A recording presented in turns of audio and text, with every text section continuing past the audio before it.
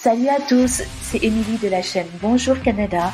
Aujourd'hui, nous allons discuter d'un sujet très important pour les étudiants internationaux au Canada. Les exigences liées à vos études pour être éligible à travailler après l'obtention de votre diplôme. Que vous soyez déjà étudiant ou que vous planifiez de venir au Canada pour vos études, cette vidéo est pour vous. Assurez-vous de rester jusqu'à la fin pour tout comprendre et maximiser vos chances de rester et travailler au Canada après vos études.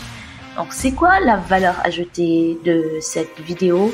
En regardant cette vidéo, vous allez non seulement découvrir les conditions spécifiques pour être admissible au permis de travail post-diplôme, mais vous allez également comprendre comment optimiser votre parcours académique pour rester en conformité avec les règles de l'immigration canadienne. Cette vidéo vous permettra d'éviter des erreurs coûteuses qui pourraient compromettre vos chances de rester au Canada après vos études. Donc, restez jusqu'au bout pour bénéficier de tous ces conseils pratiques. Nous allons commencer avec le premier point qui concerne les exigences académiques générales. Donc, le permis de travail post-diplôme, qui est appelé communément PTPD, est une opportunité unique pour les étudiants internationaux d'acquérir de l'expérience professionnelle au Canada après l'obtention de leur diplôme. Donc, ça vous permet de rester au Canada pour travailler une fois que vous avez eu votre diplôme. Cependant, il y a certaines conditions à respecter dès le début de votre parcours académique. Ce n'est pas officiel. C'est pas parce que vous avez eu votre diplôme au Canada que obligatoirement vous allez travailler. Il y a vraiment des exigences à respecter. Donc, premièrement, vous devez avoir complété un programme d'études à temps plein dans un établissement d'enseignement désigné, EED. Si votre école ou votre université ne fait pas partie de la liste des EED, vous n'aurez pas la possibilité de rester au Canada pour travailler. Donc, ces établissements sont reconnus par le gouvernement canadien et il est important de vérifier que votre institution figure sur la liste des EED avant même de commencer vos études. Du moment que vous êtes en train de faire les préinscriptions, rechercher des écoles, en recherchant des écoles, vous devez à tout moment vérifier si l'école que vous candidatez fait partie des EED. Bien sûr, c'est pour les personnes qui souhaitent rester au Canada après l'obtention des diplômes. Le point numéro 2 concerne la durée des études et admissibilité. Donc, premier point, est-ce que l'école est une EED? Il faut que l'école fait partie de la liste des EED. Deuxième point, la durée des études, parce que c'est important. La durée de vos études joue également un rôle clé. Donc, pour être admissible à un permis de travail post-diplôme, votre programme d'études doit durer au moins 8 mois. Si vous avez complété un programme d'une durée entre 8 mois et 2 ans, entre 8 mois et 2 ans, la durée du permis de travail post-diplôme correspondra à la durée de votre programme. Par contre, si vous avez complété un programme de 2 ans ou plus, vous pouvez être admissible à un permis de travail d'une durée maximale de 2 ans. Supposons que vous avez fait des études de 6 mois, vous n'allez pas avoir de permis de travail. Cependant, entre 8 mois et 2 ans, vous avez, si les cours ont duré 8 mois, donc vos études ont duré 8 mois, vous allez avoir un permis de travail de 8 mois. Si c'est 1 an, vous allez avoir parallèlement un permis de travail de 1 an. 2 ans aussi, au-delà de 2 ans, donc si c'est 2 ans ou plus, vous allez avoir un permis de travail qui peut aller jusqu'à 3 ans. Donc, il est essentiel de choisir judicieusement la durée de votre programme si vous souhaitez maximiser la période de travail autorisée après l'obtention de votre diplôme. Donc, je fais un bref résumé. Premièrement, il faut que l'école, pour avoir un permis de travail post-diplôme, pour pouvoir travailler après vos diplômes, avoir la permission de travailler après vos diplômes, il faut que l'école dans laquelle vous allez étudier fasse partie de la liste des EED.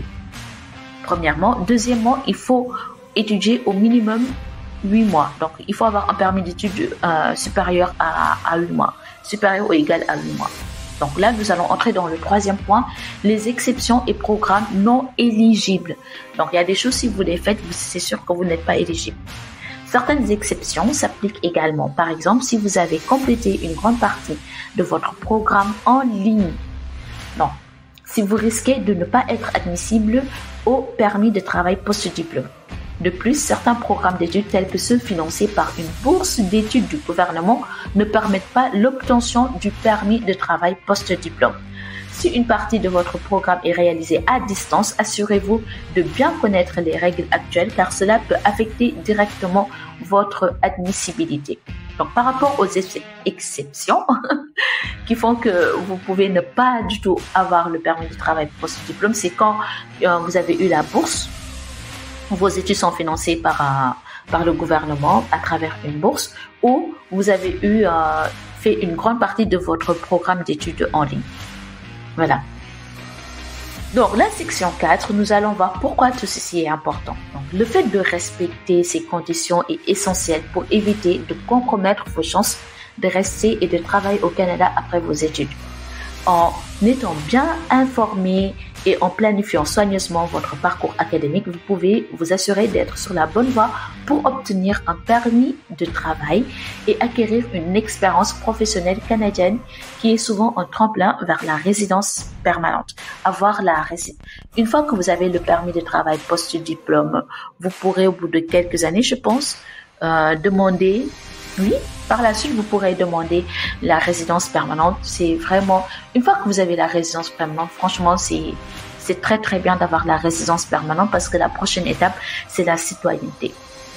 Donc voilà, nous avons couvert les principaux points à retenir concernant les exigences académiques pour être admissible au permis de travail post-diplôme, à savoir que votre école doit faire partie de la liste des EED, la durée d'études doit être supérieure à 8 mois et aussi vous ne devez pas avoir une bourse du gouvernement ou faire la majeure partie de votre programme d'études en ligne.